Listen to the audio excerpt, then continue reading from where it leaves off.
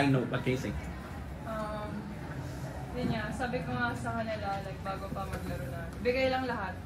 Kasi yun nga, sabi ko nga sa kanila, wala namang mawawala sa amin. And we just need to give our 110%. Tapos yun nga, syempre hindi namin ito makuha itong panalo na ito kung lahat kami hindi magtatrabaho. And I'm very proud of my teammates kasi napakita nila na kaya nila and nag-step up ang everyone. Kahit sino man ipasok ni Coach inside the court.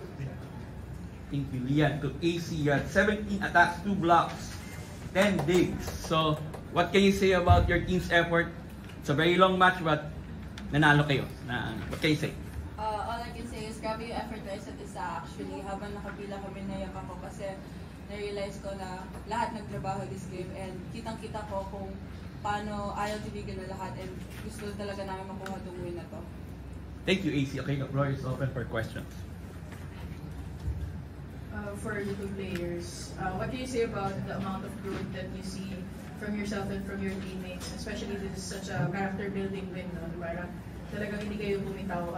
Ano na lang yung nakita yung development in terms of yung mental, strong mind nyo this season?